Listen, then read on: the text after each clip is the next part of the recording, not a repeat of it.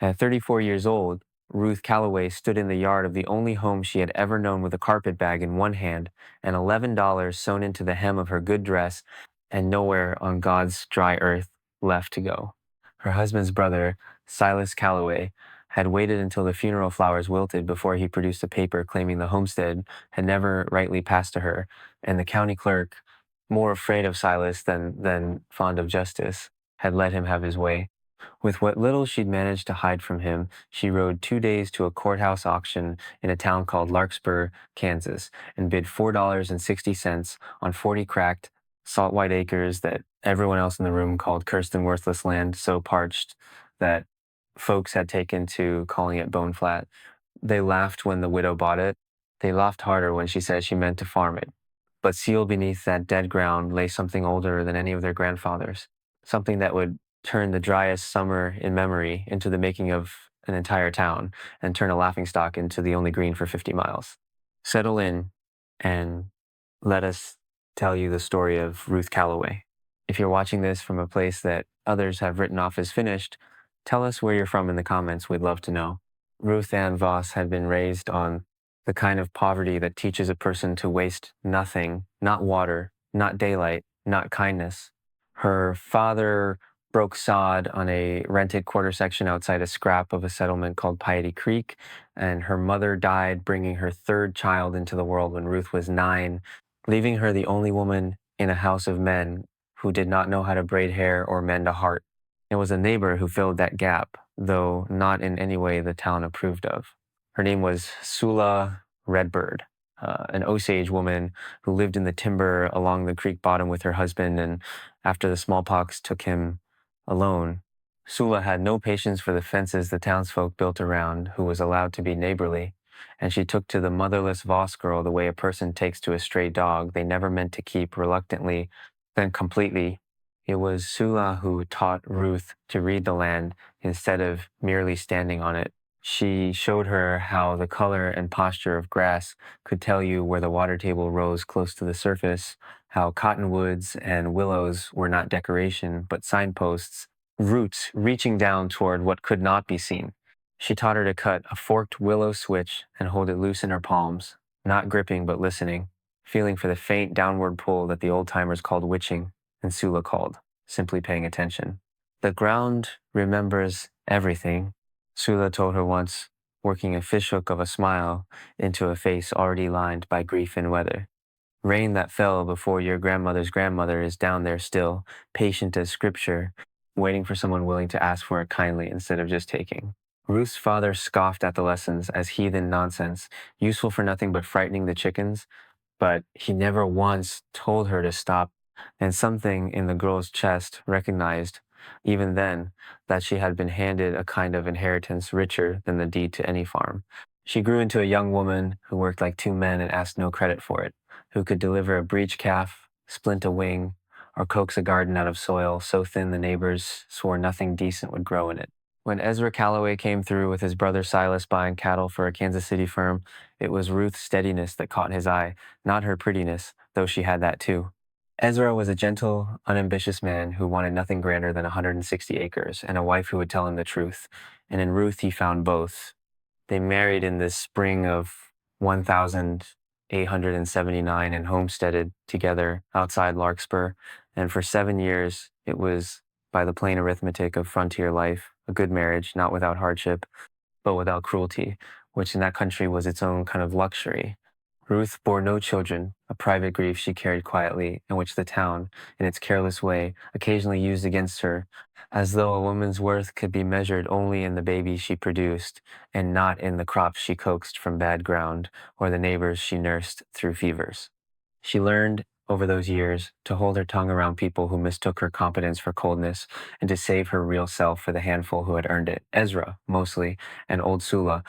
who lived on another decade before the winter finally took her, leaving Ruth, the last living person who remembered how she'd laughed. What Sula left her, besides memory, was a small cedar box containing a forked willow switch worn smooth from handling 3 unusual stones, the color of dried blood that Sula called listening stones, and a single sentence written in an unsteady hand by someone who taught Sula's own mother, Water does not lie, only the men who claim to own it do. Ruth kept the box on a shelf by the hearth for years without any pressing reason to open it, the way a person keeps a hymn book they no longer read but cannot bear to give away. It would be nearly a decade before she understood that Sula had not merely been passing down a party trick to entertain a lonely girl, but handing her link by careful link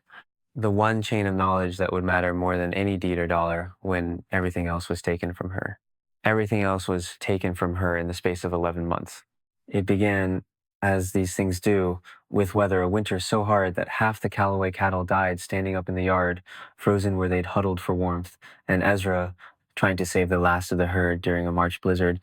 took a fever in his lungs that the doctor in Larkspur had no medicine strong enough to break. Ruth nursed him through 6 weeks of coughing and burning and brief, deceiving improvements, holding cool cloths to his forehead and reading him scripture in a voice she fought to keep steady. And when he died in April, she buried him herself beside the two children they'd lost in infancy, because Silas, summoned by telegram, did not arrive until the ground was already closed over his brother. Silas Calloway had always regarded his younger brother's marriage as a sentimental inconvenience, a woman who had married up and ought to be grateful for whatever was left to her.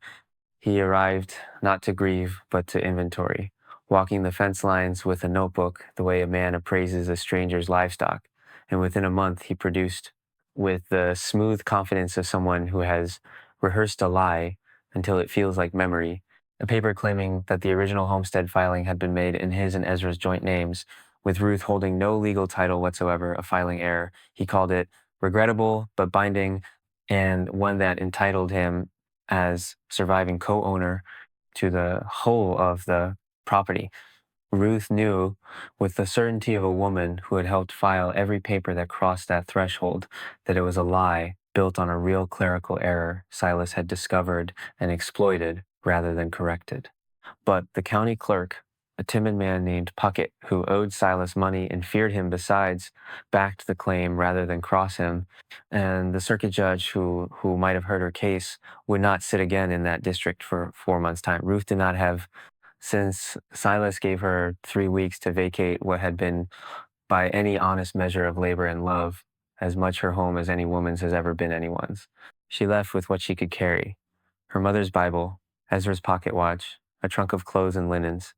Sula's cedar box, and $11 she had managed to hide inside the hem of her good dress before Silas thought to search her belongings for cash. Neighbors who had known her 7 years found reasons not to meet her eye as she loaded the wagon, not from unkindness so much as the particular cowardice that poverty breeds in people who fear that helping the fallen might somehow prove contagious. Only the Larkspur blacksmith, a broad, quiet man named Otis Frame, came out to help her hitch the mule and pressed $2 into her palm that she did not want to take and could not afford to refuse. She drove away from the only home of her adult life with the particular grief of a woman who is not merely losing a place, but watching the people who owe her better decide collectively and silently to let her go. The auction that put Boneflat in her hands was, in the plainest sense, a matter of nowhere else to be. Ruth had heard from a drover passing through that the county was selling off a scattering of abandoned claims for back taxes, land nobody wanted, and reasoned that whatever she bought with her 13 remaining dollars, at least no one could take it from her on a lie, because no one else would want it enough to try. The auctioneer, a cheerful, indifferent man named Gruel, moved through 6 parcels before he reached the old Dutcher place, 40 acres 2 miles outside Larkspur, that the Dutcher family had abandoned 9 years earlier after 2 consecutive seasons of crops that came up stunted and gray, dying not from lack of planting, but it seemed from something wrong in the ground itself. The soil there had gone strange and salt-crusted, cracked into plates like a dry riverbed, and cottonwoods that should have thrived along its northern edge stood half dead, their leaves curling early each August, as though flinching from something beneath them. Locals had taken to calling it Boneflat, and a few of the older families murmured that it was haunted or poisoned or simply used up the way land sometimes is, and no bid came from the assembled crowd until Ruth, sitting in the back in her travel dusty dress with her chin lifted the way her mother had taught her to hold it when the world expected her to look ashamed, raised her hand and offered $4.60, A ripple of laughter went through the room, not cruel exactly, but the easy contempt of people who believe misfortune has already told them everything they need to know about a person's judgment. Gruel, more startled than amused, brought his gavel down before anyone could think better of letting her have it, and just like that, the widow, who had lost a good homestead to her own brother-in-law, owned the worst 40 acres in the county. She moved into what remained of the Duchessati the following week, a low, half-collapsed structure with a roof that let in more sky than it kept out, and spent her first days simply walking the land the way Sula had taught her, hands loose, eyes down, feeling rather than looking. The neighbors who bothered to notice her at all assumed she was scratching out a garden plot or hunting for arrowheads, and mostly left her to her foolishness. But on the fourth morning, following the old habit of trusting the willow before she trusted her own hopeful heart,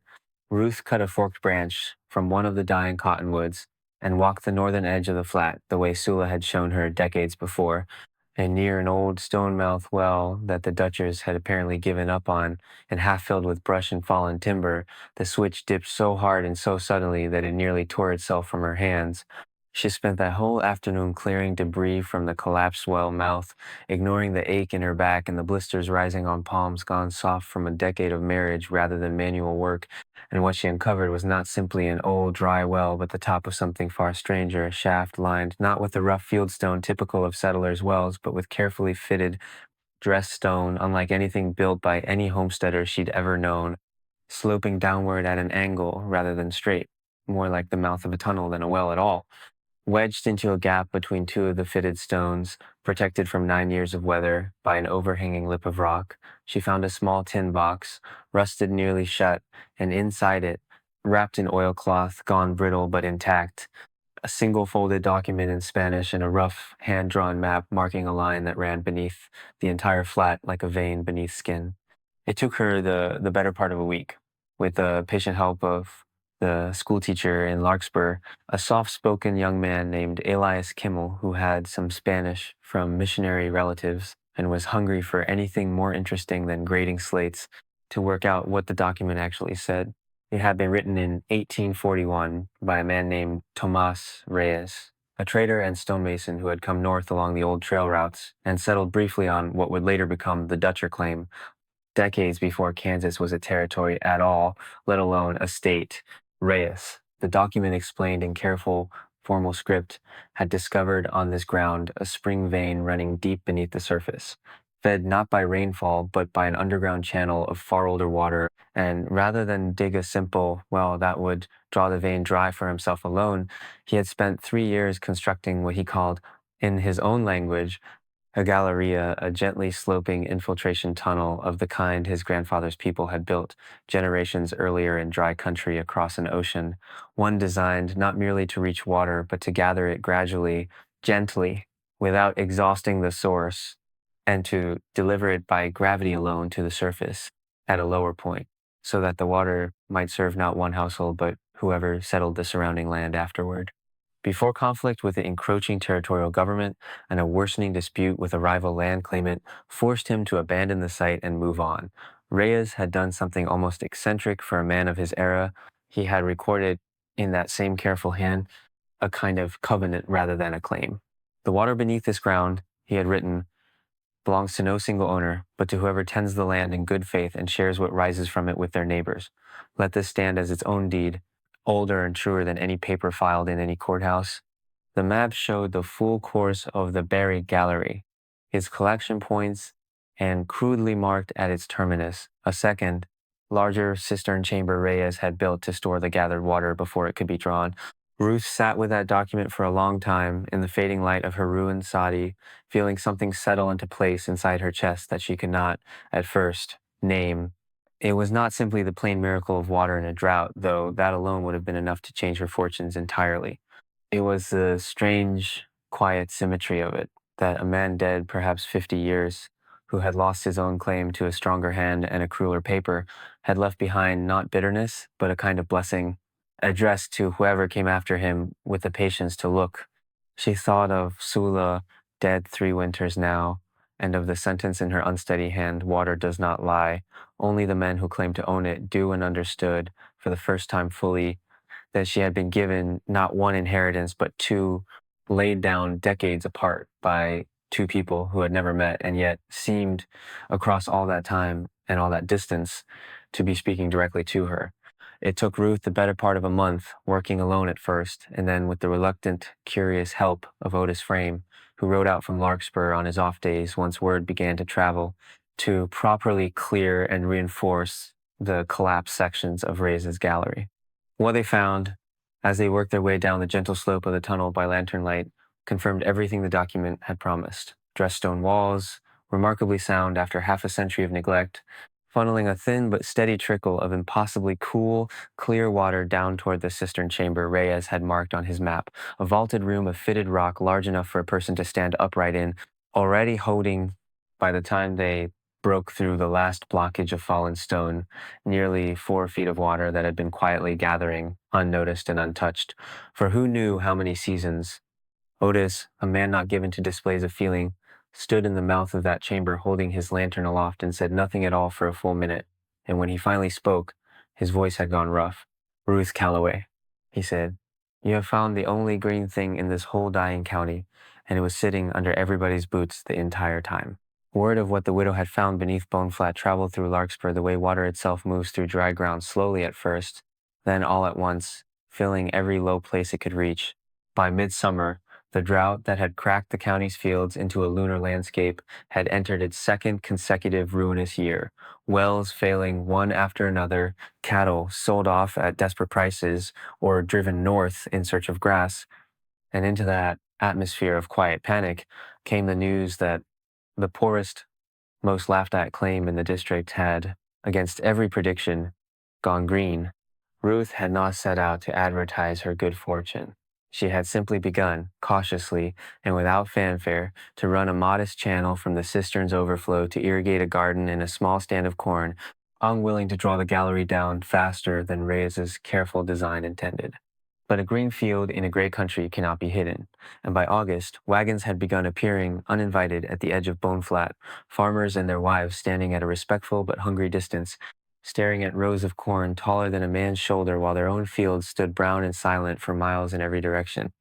It did not take long for that hunger to attract a sharper kind of attention. Thaddeus Merrow, who held the mortgage on more farms in the county than any man alive, and had lately organized what he called the Larkspur Irrigation Company, a scheme, still mostly on paper, to dig a canal from a distant river at ruinous cost to desperate farmers, recognized immediately that a reliable, gravity-fed spring in the middle of the driest country he'd ever seen represented either the death of his enterprise or properly seized its salvation. Merrow rode out to Bone Flat himself, immaculate in a black coat, entirely unsuited to the heat, and made Ruth an offer that was, on its surface, generous. He would buy the 40 acres outright at a price 4 times what she had paid, cash in hand, more money than she had seen in her adult life. When she declined gently but without hesitation, explaining that she meant to share what rose from the ground rather than sell it to a single buyer, Merrow's courtesy thinned considerably, and he informed her, with the patient contempt of a man accustomed to getting his way through means other than persuasion, that her purchase of the land had never included water rights, which, under territorial precedent, could be separately claimed by any party who could demonstrate prior appropriation, and that his company intended to file exactly such a claim, backed by lawyers Ruth could never hope to match. The following weeks tested Ruth in ways the drought and even Silas's betrayal had not fully prepared her for, because this was cruelty dressed in the language of law and progress rather than plain theft. Merrow's men surveyed the boundaries of Bone Flat with theatrical thoroughness, making certain the whole county saw them at it. He spread word, not entirely inaccurate, that the widow Calloway had found her water through witching and Indian superstition rather than honest engineering, a story calculated to make respectable people uneasy about depending on her rather than his company's promised canal, and for a time it worked. Several families who might have come to her for water instead waited, thirsty and stubborn, for Merrow's grand project that existed mostly in surveyors' stakes and promissory notes. Puckett, the same clerk who had rubber-stamped Silas Calloway's lie the year before, proved just as pliable a second time, accepting Merrow's filing for prior water rights without troubling to examine whether any such prior use could actually be demonstrated. Ruth found herself once again facing the particular loneliness of a woman whose claim to what was rightfully hers depended entirely on the goodwill of men inclined to believe powerful liars over honest women. But she was not, this time, entirely without resource, and she had learned something in the losing of her first home that she did not intend to forget in the defending of her second paper, Beats paper, and a truth properly documented outlasts a lie merely spoken with confidence. She rode to the county seat with Reyes's original 1,841 covenant, Elias Kimmel's careful translation, and the hand-drawn map showing a water use predating any claim Merrow's company could possibly demonstrate by nearly half a century, and requested, not begged, requested, in the plain, unbending voice Sula Redbird had modeled for her a lifetime ago that the matter be heard properly before the circuit judge rather than settled quietly at a clerk's desk. Otis Frame stood beside her at the courthouse steps, and Elias Kimmel came too, and to Ruth's quiet astonishment, so did a dozen farming families who had begun, in their thirst, to care rather less about how she'd found the water and rather more about whether their own children would have any to drink come autumn. The circuit judge, a dry, unhurried man named Halloway, who had seen enough frontier land disputes to distrust confidence dressed as certainty, took Reyes's document seriously in a way Puckett never had, questioning Kimmel closely on the translation and examining the map against a county survey to confirm the gallery's location matched precisely what lay beneath Boneflat. Merrow's lawyers argued, with practiced scorn, that a 50-year-old document from an unrecognized private claimant carried no legal standing whatsoever against a properly filed modern appropriation, and for a long, breathless afternoon it seemed entirely possible that the law, indifferent as weather, might simply side with whoever held the sharper pen. But Halloway, reading Reyes's covenant a second time aloud in open court, let this stand as its own deed, older and truer than any paper filed in any courthouse, observed dryly that a company built on promises of a canal not yet dug had rather less claim to prior use than a woman who had, by the court's own witnesses, already been sharing water from that very ground for 2 months running, and that whatever the document's legal weight, the physical fact of Ruth Calloway's stewardship could not be seriously disputed by anyone who had bothered to visit Boneflat and see the corn standing green against the landscape of dust. He ruled, in the end, not that Reyes's covenant bound the county as law, but that Ruth's demonstrated, continuous, and generously shared use of the spring established exactly the kind of prior appropriation Merrow's company could not match, and dismissed the irrigation company's claim entirely, leaving Merrow to explain to his investors in a county now full of witnesses to his overreach why his grand canal remained nothing but stakes and dry ground, while a widow's found spring watered a dozen families for free. What Ruth did with her water, once the matter was settled, told the county everything it needed to know about what kind of woman it had spent a year laughing at. She did not raise a fence around Boneflat, or charge admission to its shade. Working with Otis, in a growing circle of neighbors who had gone from suspicion to something closer to reverence, she extended Reyes's careful gravity channels to reach 3 of the hardest-hit farms nearest her own, then organized what became, by the following spring, a modest cooperative irrigation ditch dug and maintained by the very families it served, governed by nothing more formal than Reyes's own words, copied out by Kimmel and nailed to a post at the head of the ditch for anyone to read. Let this stand as its own deed, older and truer than any paper filed in any courthouse. Silas Calloway, hearing secondhand of his former sister-in-law's changed fortunes, rode out once to renew an old acquaintance he had shown no interest in maintaining while she was destitute, and Ruth received him with perfect, chilling courtesy, offered him a drink of the same water he had once left her to do without, and declined without raising her voice. His subsequent suggestion that family ought to share in whatever she had found a quiet justice more complete than any shouted accusation could have been, because he left knowing exactly what he had thrown away and receiving, in return, nothing but the plain water he'd have gotten from any stranger. They had laughed once. When the widow Calloway paid $4.60 for the worst ground in the county and set out walking it with a forked stick like a woman lost in some private superstition, and there is a particular kind of quiet that settles over people who must reckon, later, with having laughed at exactly the wrong moment. That laughter had never troubled Ruth as much as the townsfolk might have imagined, because she had learned long before, from a woman the county had also once dismissed as a superstitious old widow living alone in the timber, that the people quickest to mock what they do not understand are rarely the ones patient enough to have understood it first. What Ruth Calloway had really bought that morning at auction was never the land itself, cracked and salt white and abandoned as it was. It was the accumulated patience of two people, Thomas Reyes and Sula Redbird, who had each, in their own time and their own tongue, arrived at the identical unfashionable conviction that water, properly gathered and generously shared, could restore more than crops. It could restore a person's dignity, and in restoring hers, restore an entire community that a richer, sharper tongued man had been prepared to let go thirsty for his own profit. The green field at Boneflat became, in the years that followed, simply the Callaway Spring, spoken of by new arrivals to Larkspur as though it had always been there, as though its water had never needed defending at all, and Ruth, who had once stood in a courtroom fighting for the right to keep giving away what she had found, came to understand that this quiet forgetting was its own kind of victory proof that what she had built no longer needed her name attached to endure. Thank you for spending this time with Ruth Calloway and the ground everyone else had given up on. If her story moved you, we would be grateful if you shared it with someone who could use a reminder that value often hides exactly where the world has stopped looking. And we would love to hear from you in the comments. What is a time you found something worthwhile in a person, a place, or a thing that everyone else had already written off? Until next time, stay close.